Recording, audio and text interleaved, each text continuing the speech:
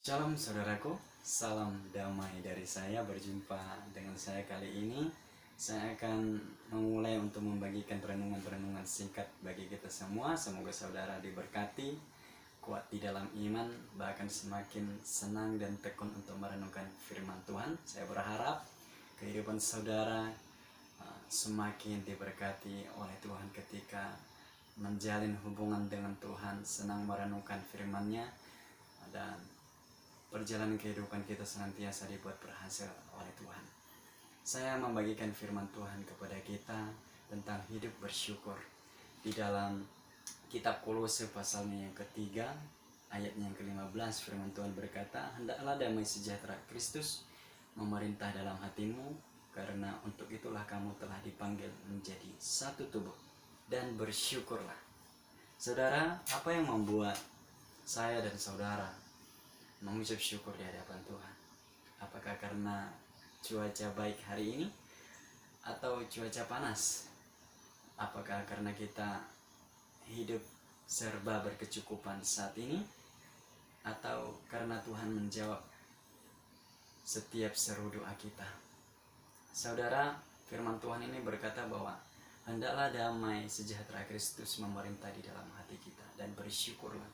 Artinya keadaan sesungguhnya hidup yang bersyukur di hadapan Tuhan bukan karena dipengaruhi situasi di luar kita, tetapi situasi di dalam hati kita, keadaan kita. Jadi kita bersyukur bukan berdasarkan tentang apa yang kita dapatkan, tentang apa yang kita alami, tetapi kita bersyukur karena kita percaya bahwa Tuhan tetap memberkati kita. Tuhan itu tetap baik, tetap setia di dalam kehidupan kita. Firman Tuhan di dalam 1 Tesalonika pasalnya yang kelima ayatnya ke-18 berkata bahwa mengucap syukurlah dalam segala hal, karena itulah yang dikehendaki Kristus bagi kamu. Artinya apapun kondisi yang kita hadapi saat ini ataupun kemarin dan lusa, tetaplah mengucap syukur, karena itulah yang dikehendaki Tuhan bagi kita. Ia tidak mau anak-anaknya bersusah hati. Ia tidak mau kita cemas. Ia tidak mau kita mengeluh. Ia tidak mau kita khawatir. Percayalah bahwa Tuhan itu adil. Ia tetap memberkati dan menyertai saya dan saudara. Ada satu kisah yang saya mau bagikan kepada kita semua. Melalui kisah ini mungkin tidak sama dengan apa yang kita alami, apa yang kita lihat, tetapi kisah ini kebanyakan orang mengalami hal yang serupa dengan itu. Di dalam satu kerajaan, seorang raja menyuruh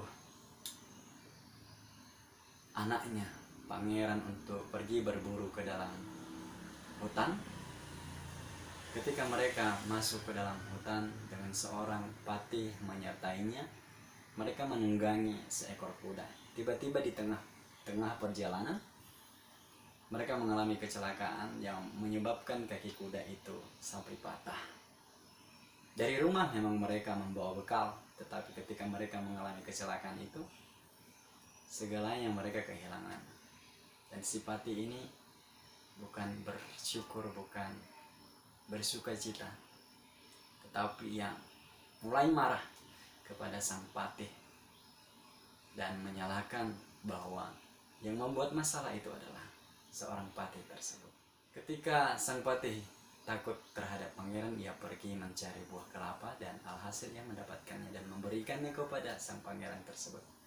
Ketika pangeran meminumnya, dan terakhir ia memakan daging daripada isi kelapa tersebut, tetapi tak disangka gigi pangeran menjadi copot gara-gara terlalu terburu-buru hawa nafsu karena ia lapar memakan kelapa tersebut.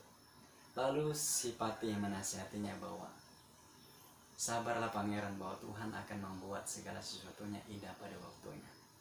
Tetapi karena nasihat itu, bukannya dia bersyukur, bukannya dia bersabar, tetapi malah dia semakin marah.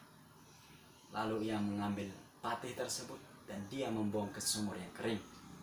Lalu si pangeran melanjutkan perjalanan memasuki ke dalam hutan. Tiba-tiba dia bertemu dengan seorang suku yang primitif, yang kebiasaan orang ini mencari orang-orang yang dipersembahkan kepada dewa mereka. Tetapi ketika mereka bertemu si pangeran ini, mereka menangkap lalu mempersembahkannya kepada dewa mereka. Ketika datang si Algojo hendak menyembelih si pangeran, lalu si pangeran berteriak minta tolong. Tetapi si Algojo melihatnya bahwa pangeran tersebut dia tidak memiliki salah satu giginya, yang akibat tadi ia memakan daging kelapa tersebut. Lalu ia berkata bahwa ini tidak layak dipersembahkan kepada dewa, karena dewa tidak mau manusia yang sempurna. Salah satunya adalah giginya ompong.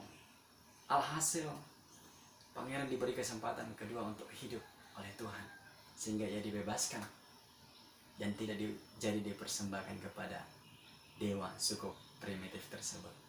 Saudara, setelah pangeran tersebut dibebaskan, dia merenungkan sepanjang perjalanannya, ia menyesal dan mencari patih yang telah dia buang di sumur yang kering tadi. Lalu dia menyelamatkannya, dan mereka pulang berjalan bersama ke istana, walaupun tidak ada hasil buruan mereka, tetapi mereka diberi keselamatan. Dari kisah ini, saudara, mungkin kalau seorang patih itu juga mengelak dan tidak menerima ketika sang pangeran membuangnya ke dalam sumur yang kering, kemungkinan besar si patih akan dipersembahkan kepada dewa. Dan mungkin kalau si pangeran tidak mengalami kecelakaan yang membuat giginya ompong, mungkin juga ia jadinya dipersembahkan kepada dewa. Saudara yang diberkati oleh Tuhan, situasi-situasi yang terkadang kita hadapi, yang membuat kita mengeluh, yang membuat kita marah, yang membuat kita kecewa, kita tidak tahu pada akhirnya Tuhan membuat keadaan itu untuk memberkati kita, untuk membuat kita melihat bahwa Tuhan ternyata benar. Saudara, ketika mendengarkan firman Tuhan ini, situasi apapun yang kita hadapi ke depan, percayalah bahwa Tuhan membuat segala sesuatunya indah pada waktunya.